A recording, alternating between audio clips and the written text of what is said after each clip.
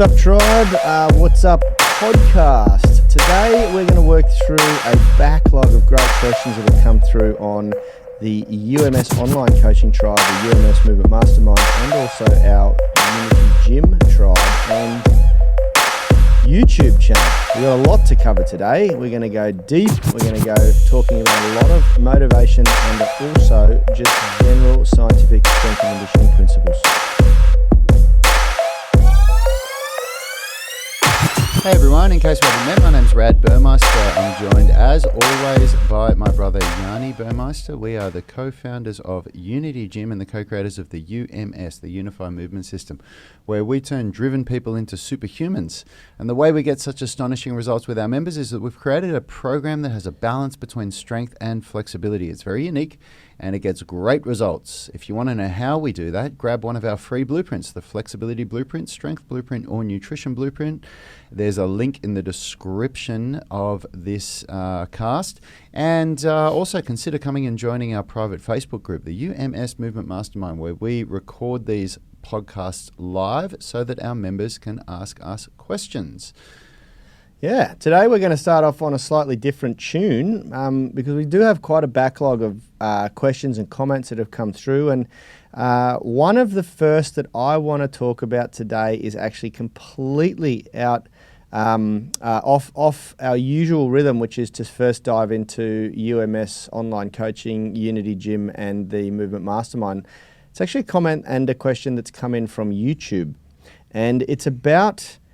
And the reason why I want to tackle it is because we dove into this discussion today on our live stream UMS at home workout, and I feel like there is a lot of value in here for everybody because there's even been some shares on the Movement Mastermind private Facebook group that made me think of this as well. And it's about what it takes to become flexible. We have had some people comment about the fact that they've been stretching for a couple of months and they don't feel like they're making a lot of progress. And, is the answer that I need to stretch more, for more minutes in a day, or harder, push my body harder? What's going to give me a quicker result? And when Rad and I spoke a little bit about this on the show this morning, because a comment was put up on the comments about the same sort of thing, feeling like the progress is very slow. I think that's exactly what was said. I feel like progress is really slow when we were doing our mobility cool down. And then I went off on discussing the actual process of getting flexible, and there was a lot of people on the live stream that it was new to them, the concepts, the concept of how the brain's role, the central nervous system's role in flexibility training. So I feel like we should probably bang that drum a little bit in here today because it's something that everyone will get some value from. Yeah. So to start with, the first thing I want to say, and this will get Rad started, give him some direction so he knows where I'm heading with this, is the first thing I want to say about flexibility training is that it's not a linear pathway like strength or fitness. Strength or fitness, you can pretty much plot a program and the results you will get from that program based on history, based on the principles of scientific strength and conditioning that you are using, that you're applying to that program. And then depending on how many minutes a day you spend training, you can plot to be very accurate, you can plot your success, where it's going to be. And stretching is not like that at all. It's not a linear pathway. And the reason for that is because there are, like with strength and fitness, there are this myriad of different things that come into play, like your history, your exercise history, how conditioned or physically prepared your body is for the training, what you've done in the past, injury history, and then also a little bit of anatomy and genetics come into play as well. With flexibility, those things matter so much more because your flexibility training is not a matter of lengthening muscle tissue. Muscle tissue lengthens and contracts irrespective of what you've done to it, unless there's scar tissue there, unless you have had like a trauma that's actually damaged the tissue to such a degree that there is scar tissue, or you've remodeled the tissue and the collagens and in the protein based on like overuse injury. Those are the only variables that will change the elasticity of a muscle, to my knowledge. The thing that's restricting the muscle from lengthening is actually the central nervous system. And why don't you explain a little bit about that, Rad? Yeah, for sure. It's something that took me a long time to understand. I wasn't explained it properly until I started to go really deep into some research. There wasn't any good Google searches that I could really do that found this stuff for me, or YouTube videos. I had to read some pretty in-depth books by some great authors. Overcoming Gravity was the one that pops to mind. I think it's by Stephen Lowe. And yeah, it got me to really have a really different understanding about flexibility training, because I've been taught to stretch by a lot of people, and I was taught to stretch by a lot of flexible people. And the overruling message, the feeling that I had for 20 years not 20 years of consistent stretching training, but learning how to stretch for 20 years. From when we were 17 and I started martial arts properly, or when I was 17 and you were 15, through to my mid-30s, the feeling that I had about stretching and how to get flexible was confusion. I knew that if you put your leg in this position, it stretches the hamstrings, and if you put it in this position, it stretches the adductors. But I was confused on how I turn it all into something that actually produces results, because despite my best efforts, I wasn't able to get more flexible. And I was able to kick, higher than the average person in martial arts. I could kick head height, but it was all very, very specific to the movements that I'd practiced. And it just came from repetition through dynamic flexibility that my body was able to get there. But looking back on it now, my hips and my shoulders were not in a good state. They were only able to do a very specific thing. And it was when I started, going and working, doing those Butaji internships with Tony Butaji, where he taught us how to do flexibility assessments, that I realized that I was very limited in the areas that I was flexible. And in certain areas, I was more flexible than the average person, not very flexible, but I was more flexible than the average person. And on others, I was far less flexible. And so I decided that I was going to get flexible when I was about 37, I think it was. I think it was about 5 years ago. I said, all right, I'm going to do this. And I started stretching my ass off. And my real measurement for success was the middle splits, because that's what I'd always wanted to do. And so that's what I worked on the most. And it was a real up and down journey. And just to build some context, because Rad's probably not going to say this, he has a bone deformity in his hips called FAI, femoral acetabular impingement, which is due to his youth. He did a lot of rollerblading and skateboarding, and there was a lot of impact jumping really high and landing really heavy. And the only thing that produces or stimulates the bones to grow and adapt is plyometrics, is impact. You've got to have impact. That's why skipping, running, all these things are so important to make up a part of your training program. And in some cases, your bones will really adapt to what you're doing. And in Rad's case, it did happen. And it happens with a lot of athletes, professional athletes, and that inhibits the movement in the hip a lot, And so getting deep in the middle splits for Rad and getting deep in some of the movements is actually very difficult to do. It requires a lot of work and a lot of practice, because his hips have actually, the bone has formed in such a way that it's wanting to keep him protected and not allow him to open up in the hips. And I've learned a lot about flexibility on my journey. I've learned that I will never be able to do what people call the full middle splits and the full front splits, where you literally get a 180-degree angle in your legs, and definitely not the over splits. Because, and if I do, I'll be surprised, because of what you just said, because of the way that my body's developed over the years to protect itself. But I've also learned something else as well. Before my understanding of this, you look at people for inspiration, and I never looked at somebody that almost had the splits for inspiration. I always looked at the people like Van Damme, somebody that could do full middle splits, and that was my inspiration. So that was the benchmark of success. But what I learned as I went deeper and deeper and deeper is that strength and flexibility are balanced, but when you have more of one, you have less of the other. So with more flexibility comes less stability in a joint, and with more strength and stability in a joint comes less flexibility.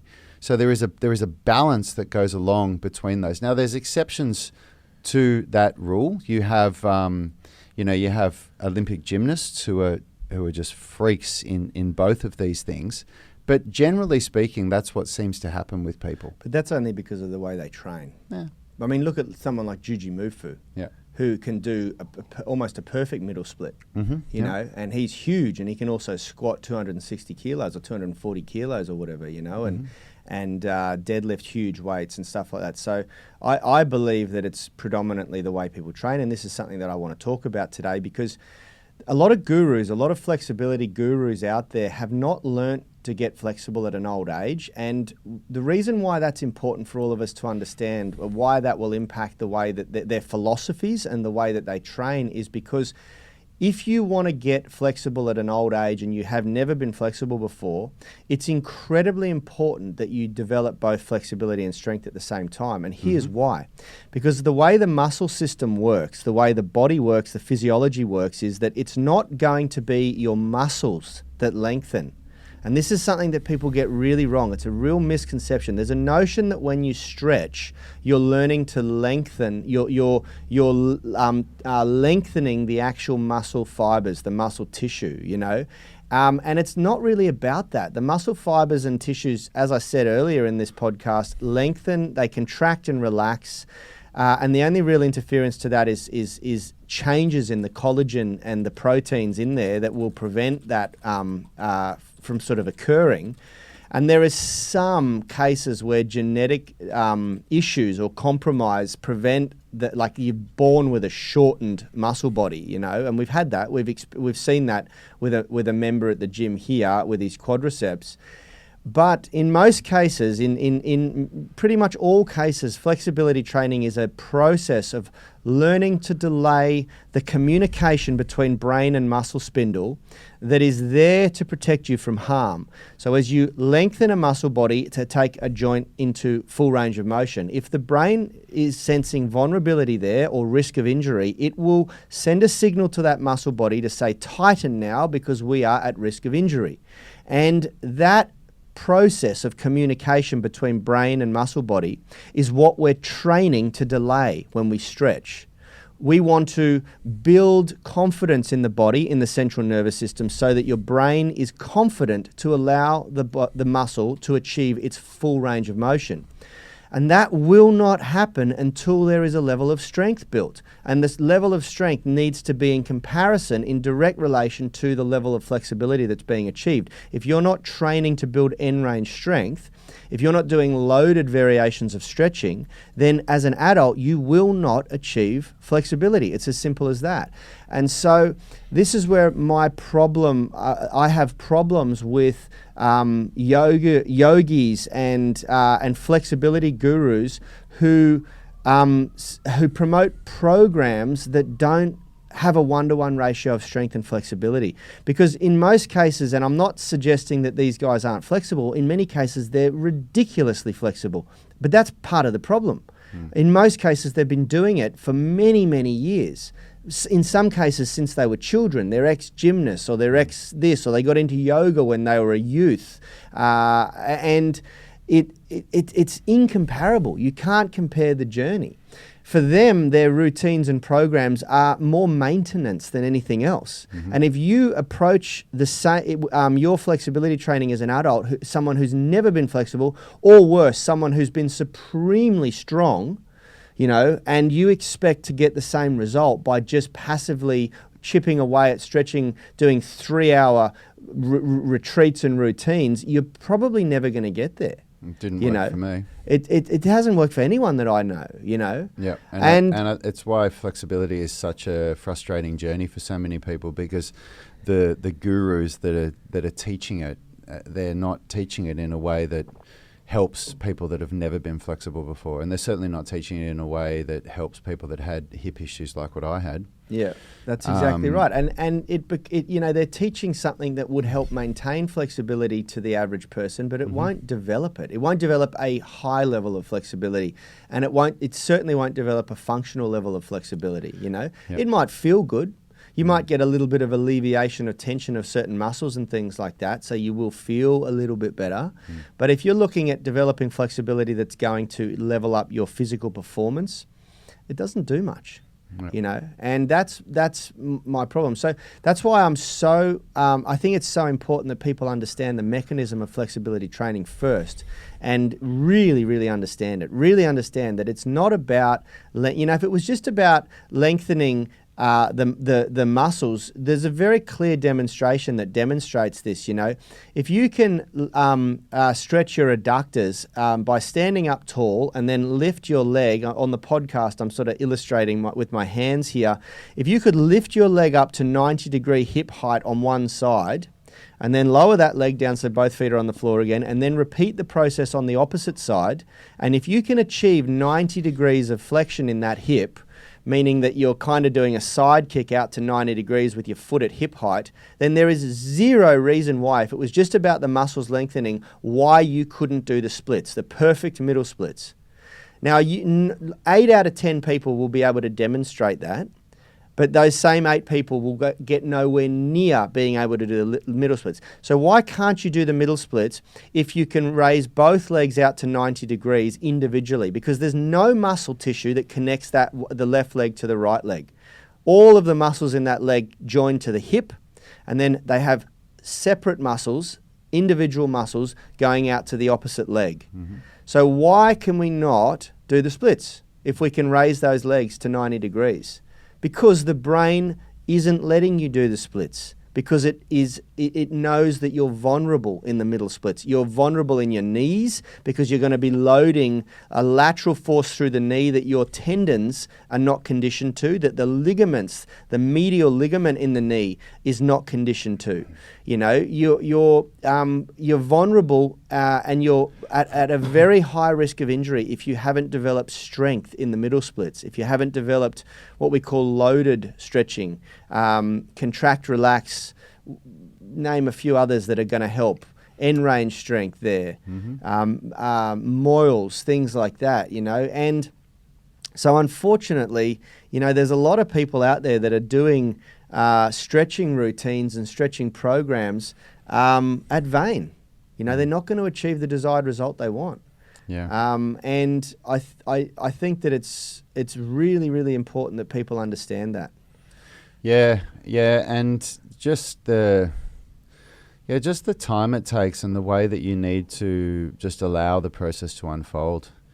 And, you know, also the way that you need to have something that balances the body, that goes through different things, that gives you, you know, that's why we created the 18-minute stretching routine to start with. It was just a way to hit all of the major muscle groups, all of the major joint movements in one workout, so that if that's all you did and you didn't do anything else, you've at least moved the body in all the right directions to make sure that it's getting some form of movement, and you'll see progress. And we got great people, tens of thousands of people around the world now have had great results with that program. Yep. And then, you know, going deeper, it's about learning how to load those muscles up and start doing some eccentric loading and some isometric loading in the muscles, which is, you know, what the loaded stretching routine does, and then, you know, further on to the mobility masterclass. So the thing that we haven't sort of talked about here, which is something that's very, very important, is efficiency. You know, efficiency is so important when you're working out. Yeah, that's one of the biggest changes as to what made me flexible, is that we created a way to make our stretching efficient, because before I'd done that, there was no efficiency to it. It was always on the spot. I was thinking, oh, what should I do now? What should I do next? What should I do now? And just what's going to be at the right time, what's going to give you the best bang for your buck in time, allocated or committed to it. Ruth Hausman's got a question here, wondering if lack of lateral movement patterns impacts upon flexibility and the nervous system. And I've got no idea. Yeah, to be honest, I've never. The reality is that to gain flexibility, it's about spending time in those. There's an element of it being about spending some time in those areas, but then of course there's another element about spending time in time.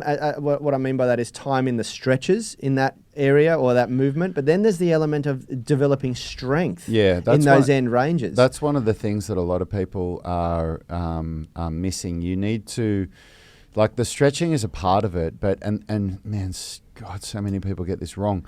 But you have to develop strength through the movement. So it's like one of the best ways to develop shoulder flexibility is to do dumbbell pressing, where you bring the dumbbells down to the deepest depth that you can go to, because a barbell won't allow you to do that.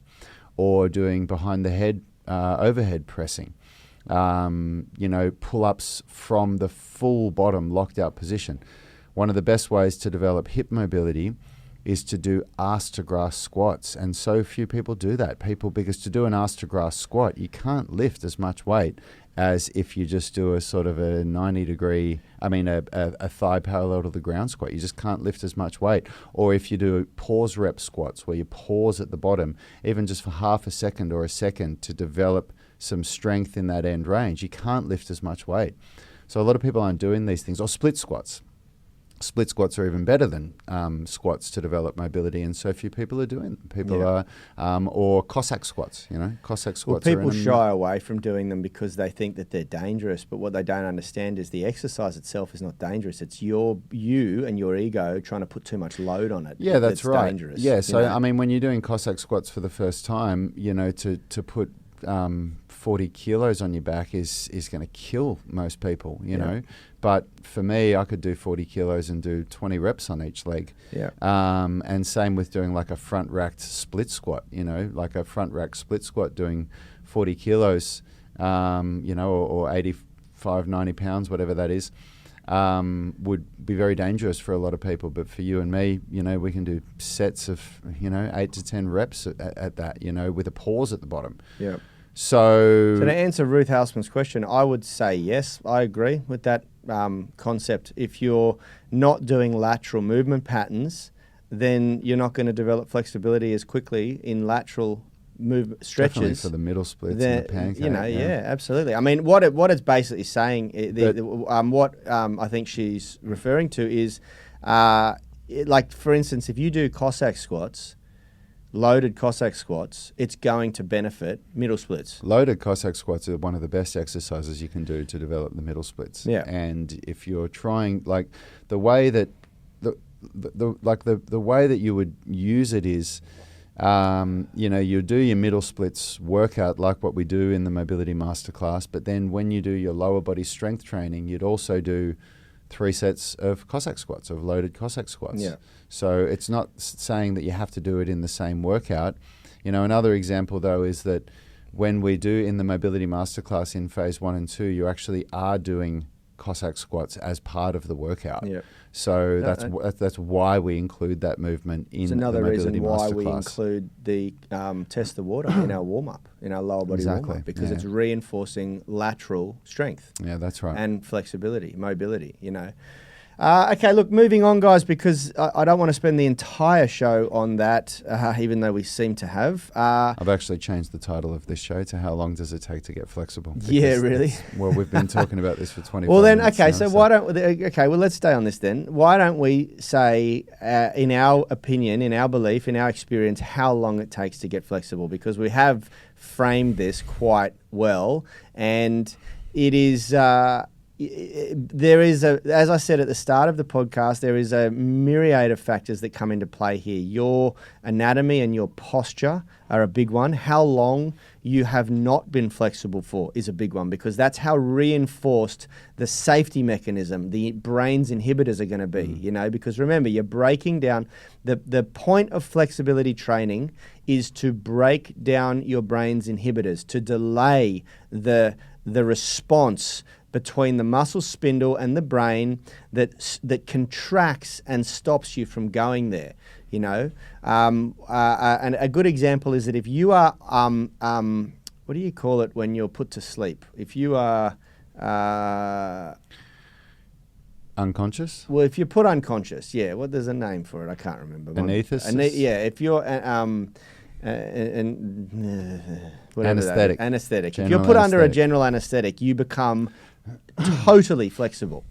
When your brain is put to sleep, your body can go, your muscles are completely flexible. You can achieve full range of motion in every joint. There is nothing stopping the joints from achieving the full range. And the example we gave on the workout this morning was that we actually had a client come in who had an operation, and they had dropped him on the table. He's a big guy, and he came out of the operation with a frozen shoulder because he'd experienced a shoulder trauma, and there was a high probability that, and this happens when you go under, you know, if you're 90 kilos or 100 kilos, you got to understand you've got nurses and doctors trying to move you from a bed to an operating table.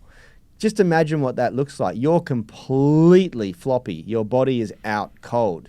And you've got a team of people who often anesthetized, whatever that is, Lee Clements, thank you. Anesthetized, yeah.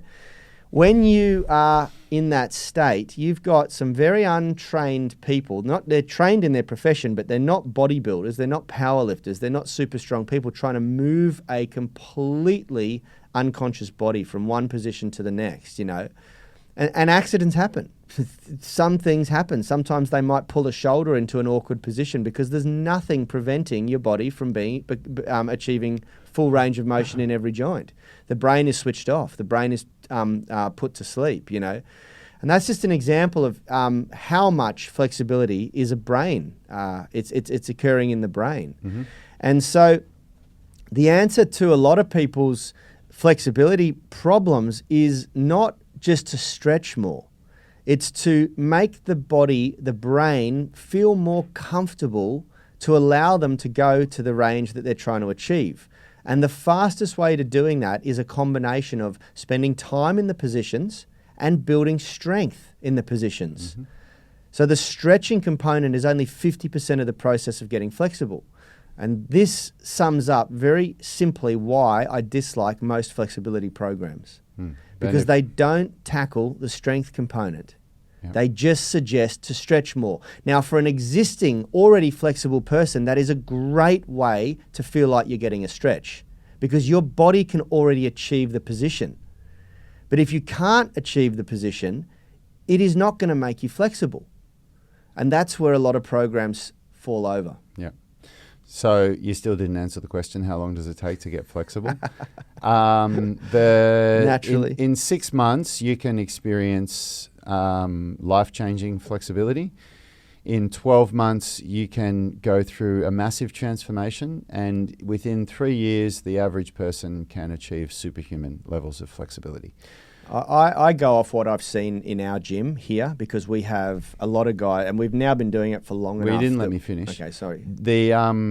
That all relies on a person doing what's required, which means training consistently and frequently and not making mistakes. And what I mean by not making mistakes is I mean respecting the journey and just doing the work without trying to force it. Yeah. The mistakes in flexibility training come from forcing it and from not respecting the amount of time and dedication it takes.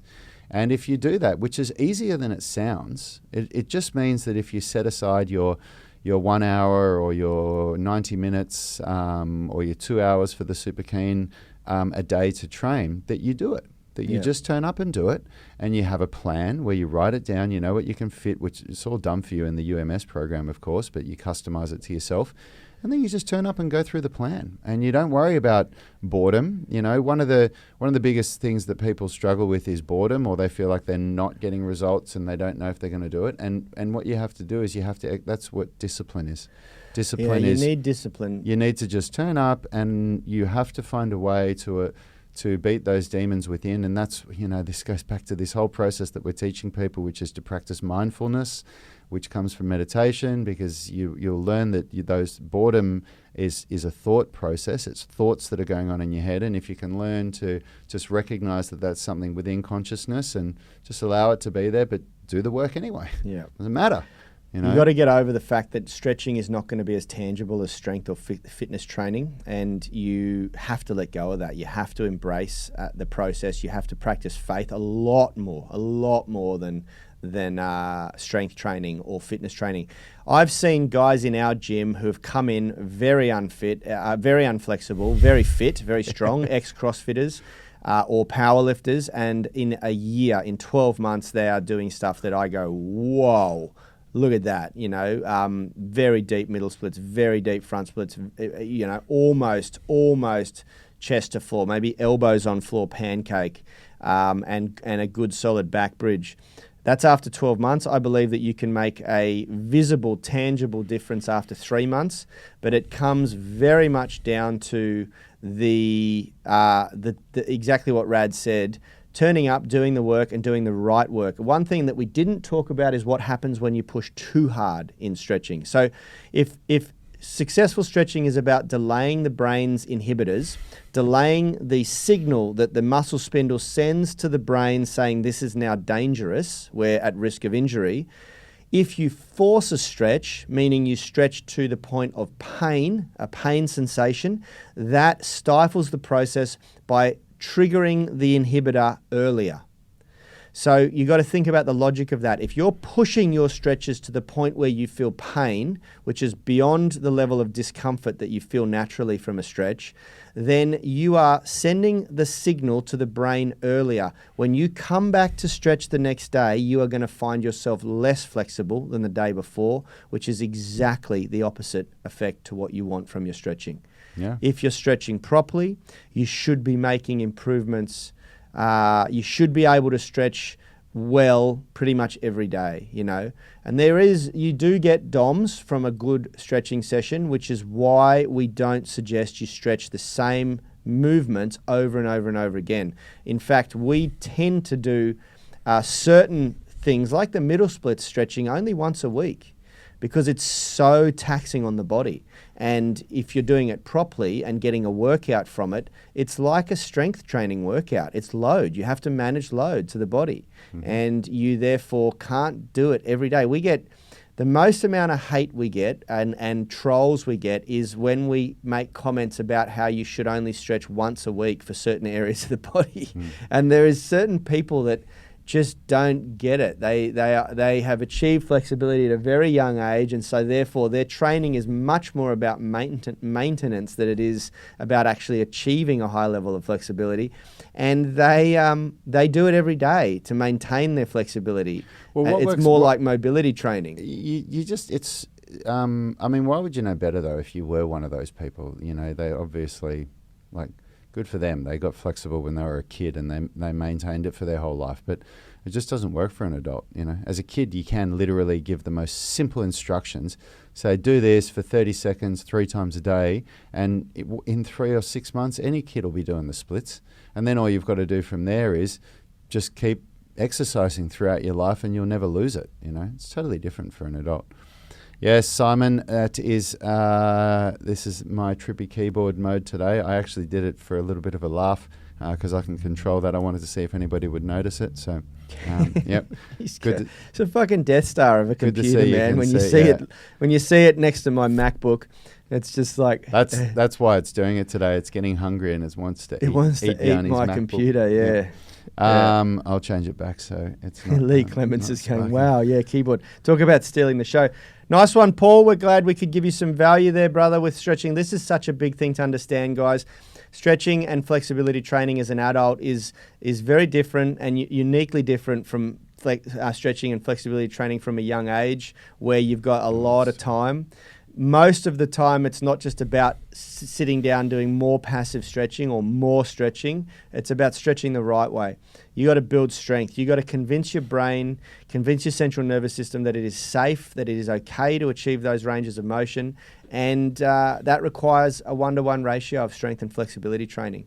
We've seen incredible transformations in flexibility in under a year here at Unity Gym, and it's something that we believe that everyone can achieve, but you have to trust in the process, you have to practice faith, and you have to have an efficient way of working out.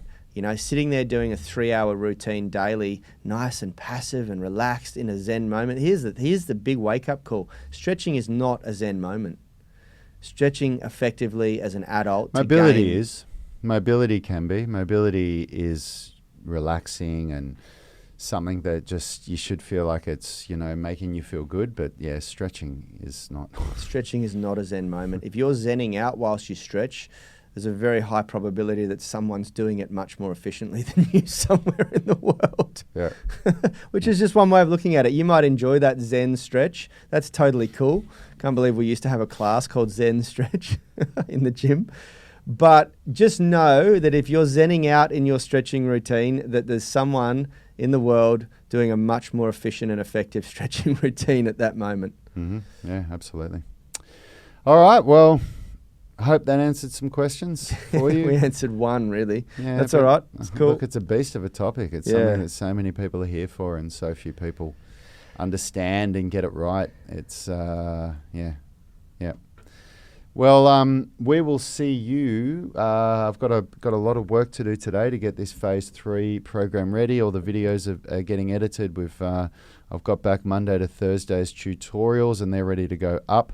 And Lee Clements is saying, tell my yoga friends, good luck with that. Yoga. Hey, I don't want to knock yoga because we have a lot of yogis in our group and a lot of yogis that do our programs. And, you know, I love yoga for what it is, the concept of connecting to the body, and they do that really, really well. They really get people's physical awareness leveled up, which I think is fantastic. I think it's fantastic to bring a spiritual side into your movement practice, but it's not always necessarily the best way to get flexible. You know, you need to sort of differentiate that as a practice. I reckon it's very healthy. It's very good for you. You know, well, most yogis that I know, and I know some yogis that are doing very functional power yoga and things like that, where there's an element of calisthenics in there that is really cool. You know? I'm not afraid to say my honest opinion on yoga. Yoga is very healthy if you polarize it compared to not doing something. But it is very unbalanced, very unbalanced. And there's no yoga that I've seen that has any pulling movements in it. And if there is, it is a very, very small part of yoga. And if you don't have pulling movements when the whole thing involves pushing, that creates a massive imbalance in the body.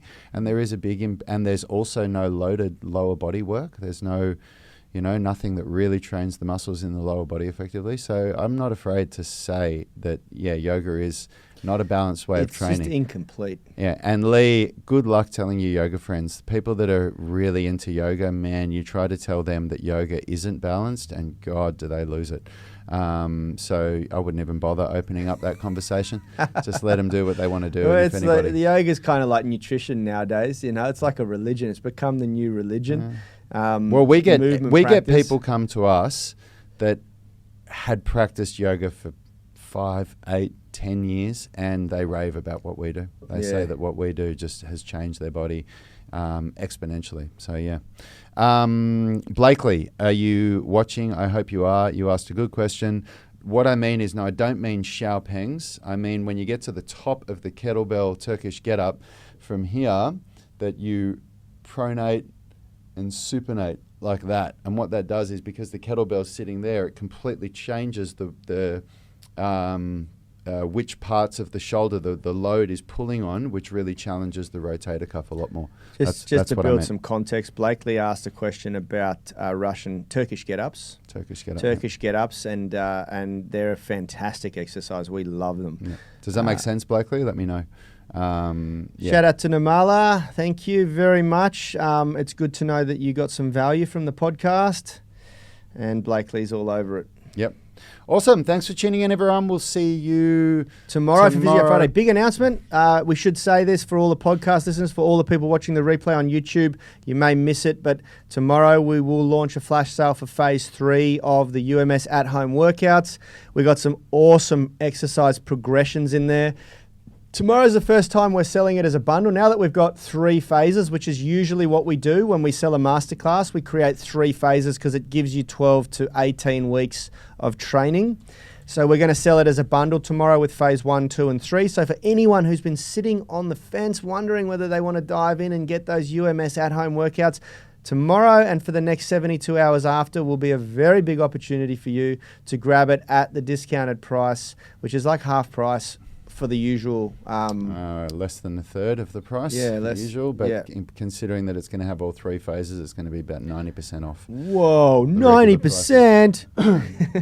And you'll be supporting us to stay open and continue doing this, and boy, do we need it, because our members keep losing their jobs, which means that we keep losing our members that are supporting us. And that's right. So thanks, everyone. Right. Thanks for tuning in, and we will see you tomorrow morning, 7 a.m. Sydney time, for Friday's Deloaded workout. See you guys.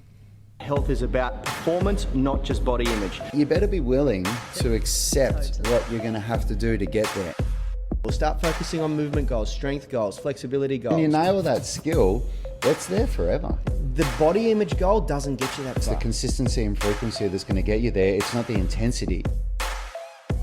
There's no shortcuts to mastery and movement. Destination doesn't change overnight, but your direction will. The gym is not the place to beat up the body that you hate. It's the place to build the body that you love. We are the gym that teaches people how to move instead of just exercise, because we believe that health is about performance, not just body image.